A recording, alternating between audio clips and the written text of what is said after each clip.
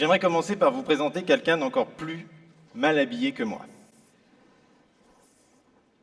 Alors, vous remarquerez, outre l'harmonie des couleurs, le tatouage. Mon corps m'appartient. Mais qui est donc cette personne? Est-ce un punk qui a emprunté la garde-robe de sa grand-mère? Est-ce une ado du 16e qui veut faire la rebelle? Non. C'est notre ministre de la Santé, Marisol Touraine, sur le perron de l'Élysée. Et c'était l'année dernière, pour fêter les 40 ans de la loi Veil, de la loi qui permet aux femmes de prendre le contrôle de leur corps via l'interruption volontaire de grossesse. Mon corps m'appartient maintenant, c'est banal, tout le monde le dit. D'ailleurs, pour une fois, l'Assemblée nationale entière a voté une loi symbolique pour réapprouver la loi Veil. C'est banal, puisque même les ministres se le tatouent sur le bras. Or, ce n'est pas tout à fait vrai. J'aimerais vous citer quelques exemples, un peu extrêmes, voire franchement choquants, qui vous montrent que pour beaucoup de personnes, et dans bien des circonstances, eh bien, mon corps ne m'appartient pas. D'abord, il ne m'appartient pas lorsque je suis vivant. Je n'ai pas le droit de louer mon ventre. Je n'ai pas le droit, dans beaucoup de pays, de vendre ma sexualité. Je n'ai pas le droit de définir moi-même le genre auquel j'appartiens, puisque je dois passer devant le médecin ou devant le juge pour déclarer à l'état civil si je suis homme, femme ou autre. Je n'ai pas le droit non plus d'en faire n'importe quoi de mon corps. Par exemple, je ne peux pas faire ceci. Alors, vous aurez reconnu Leonardo DiCaprio dans ce bel exercice de lancer de nain, mais il en existe des versions un peu moins chic, notamment celle que pratiquait la belle commune de Morsang-sur-Orge dans l'Essonne au début des années 90. Et le maire de Morsang-sur-Orge a dit non, quand même, ça, c'est pas possible, on ne peut pas lancer des nains. Et donc il a interdit le lancer de nains. Et qui a protesté? Bon, les lanceurs de nains ont trouvé d'autres activités à faire le dimanche, sont revenus à la pêche probablement. Ce sont les nains eux-mêmes qui ont protesté, parce qu'ils avaient un gagne-pain, et puis une certaine renommée, apparemment un certain succès avec les femmes. Et le Conseil d'État, dans l'arrêt Morsang-sur-Orge, que les juristes connaissent bien, a dit non, c'est interdit. Je ne peux pas non plus faire n'importe quoi de mon corps pour mourir. Je n'ai pas le droit de me faire euthanasier. Bon, mais je n'ai pas le droit non plus de me faire manger.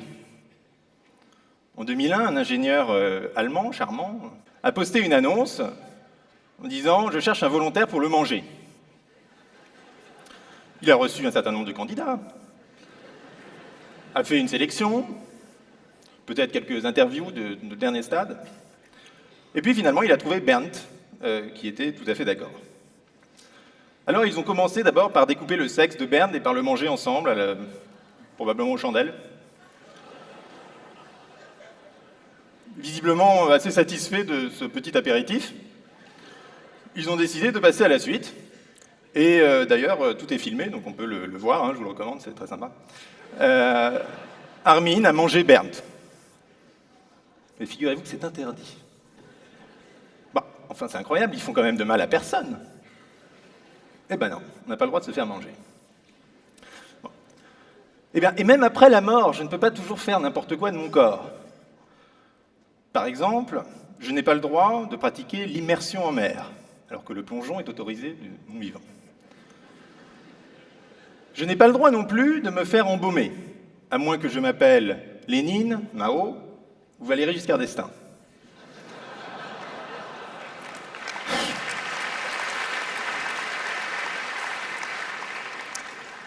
Et je n'ai pas le droit non plus, et c'est encore plus grave, de me faire cryogéniser.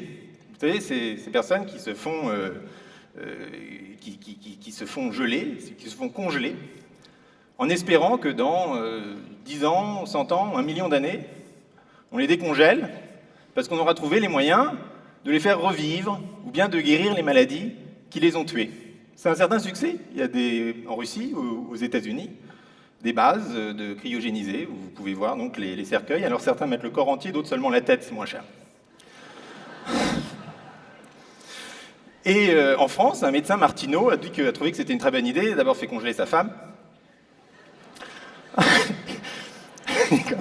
comme ça avait l'air de bien se passer, il a décidé de la suivre dans la congélation.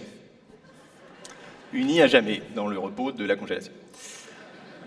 Et dans un château, comme dans toutes ces histoires, et puis quelqu'un a découvert ça, a porté plainte, comment, c'est pas possible, il y a des gens qui se font congeler dans le village, c'est quand même, vous vous rendez compte. Et bon, leur fils, eux, lui, était ravi, il allait les voir de temps en temps. C'est mieux que de se recueillir sur une tombe. Et là, le Conseil d'État, le même Conseil d'État a dit « Ah non, non, ça c'est pas possible. Donc vous allez me les décongeler et les brûler. » Allez hop, tout ça au feu. Alors, procès, etc. Bon, et ben, le fils Martineau était obligé de finalement brûler ses parents. Donc vous imaginez ces pauvres Martineau qui s'imaginaient unis pour des millions d'années et revivre dans un futur où une sexualité totalement ouverte, totalement revivifiée, rajeunie. Et ben non, c'est maintenant d'un tas de cendres. Bon, alors derrière ces tragédies ne nous concernent pas tous si nous ne voulons pas être mangés, être congelés ou être lancés. Bon, on s'en fiche. Mais le problème, c'est que ça s'applique à chacun d'entre nous. C'est le Code civil qui le dit par la loi de bioéthique de 1994, les conventions, enfin vous pouvez lire. Donc ça veut dire quoi? Ça veut dire qu'il n'y a pas de propriété privée, de patrimonialité sur le corps. Parce qu'on dit, la personne est indisponible en droit, et donc le corps lui-même n'est pas patrimonial. Vous n'avez pas la propriété de votre propre corps. Alors vous me direz, ah bon, mais de toute façon en France on interdit tout alors. Mais même aux États-Unis, pays essentiellement libéral, c'est pareil. Ça a été d'ailleurs marqué de manière très claire dans un arrêt de la Cour suprême de Californie, l'arrêt John Moore. Alors John Moore était un patient qui souffrait d'une leucémie dans les années 80, et les médecins ont dû lui enlever la rate. Et ils ont découvert que ces cellules avaient des vertus extraordinaires pour produire certains types de protéines. Et donc, les médecins ont extrait, sans lui dire, à John Moore, plein de ces cellules. Ils ont extrait du sang, du sperme, de la moelle épinière. Je ne sais pas comment ils lui ont fait comprendre que pour sa leucémie, ils devaient lui retirer du sperme. Enfin, c'est comme ça, apparemment. Et ils en ont fait une lignée cellulaire, la lignée John Moore, qu'ils ont revendu des centaines de milliers de dollars à des grands instituts pharmaceutiques. Et John Moore, quand il s'est aperçu de cette supercherie, a dit bah, « Attendez, moi, j'ai pas quelque chose là-dedans quand même, c'est des cellules.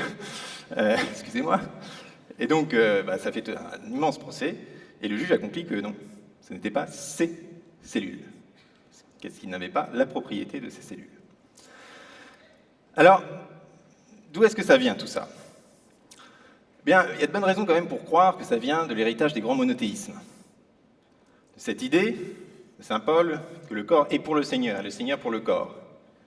Que dans les grands monothéismes, et en particulier dans les religions judéo-chrétiennes, mon corps ne m'appartient pas parce qu'il appartient à Dieu.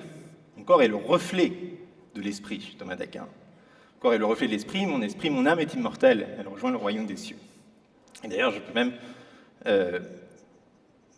aller à la résurrection, si tant est que le Conseil d'État ne m'a pas fait brûler.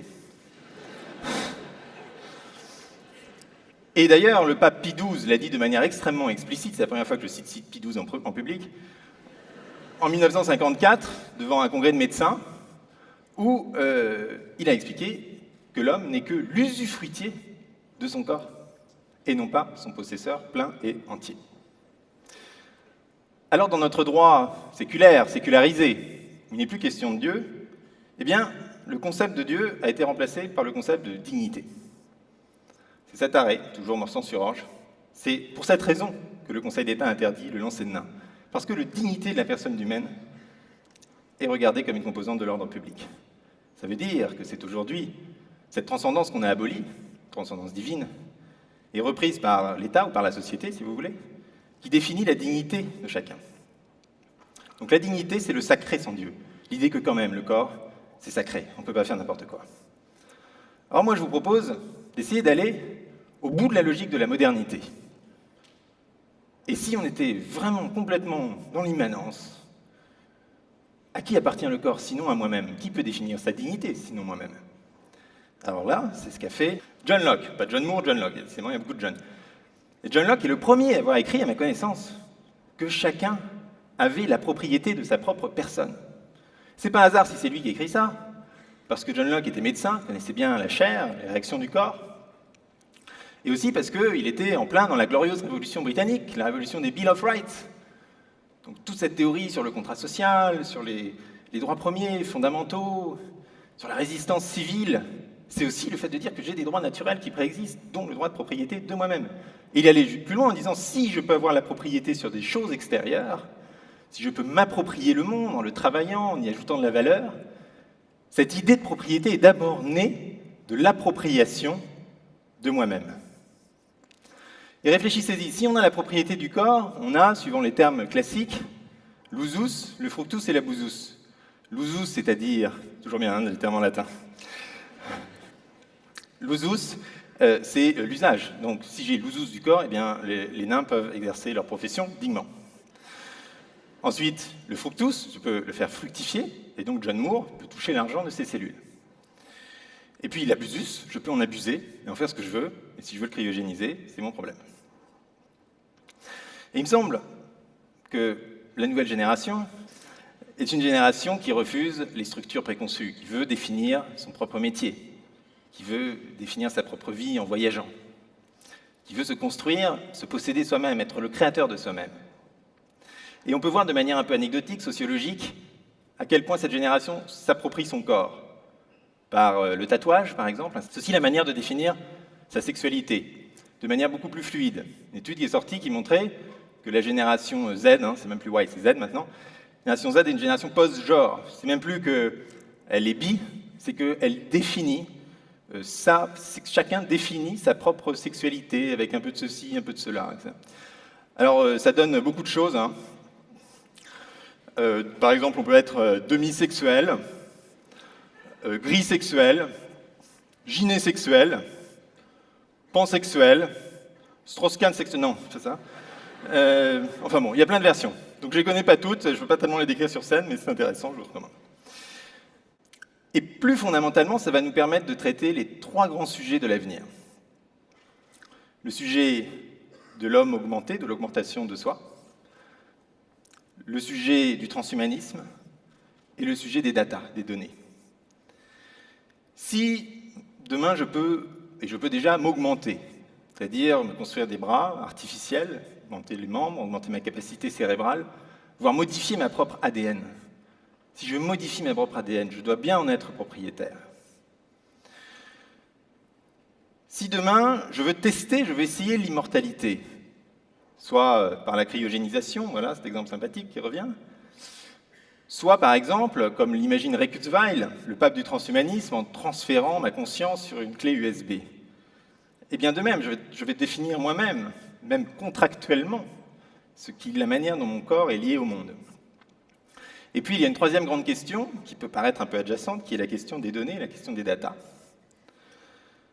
Les datas, on en produit, vous savez, énormément, et leur valeur est gigantesque, puisque en Europe, on estime qu'elle vaudra 1000 milliards d'euros d'ici 2020. Or, ces datas, qui valent tant d'argent, avec lesquelles des groupes font tant d'argent, eh bien, vos données personnelles ne vous appartiennent pas. De même qu'il n'y a pas de patrimonialité du corps, il n'y a pas de patrimonialité des données, et exactement pour la même raison, parce que les données sont considérées comme le reflet de votre personnalité, et qu'on l'a vu, en droit, la personnalité est inaliénable et le corps n'est pas patrimonial.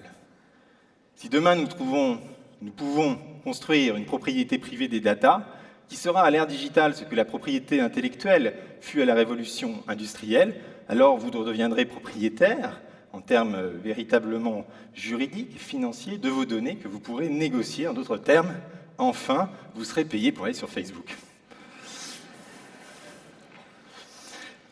Alors, mon corps m'appartient, ce n'est pas une banalité. C'est un tatouage que, finalement, on devrait tous porter. Parce que la toute nouvelle génération, eh bien, ce sont des sujets qu'elle va devoir affronter. Le transhumanisme arrive, les comités de bioéthique sont déjà dépassés.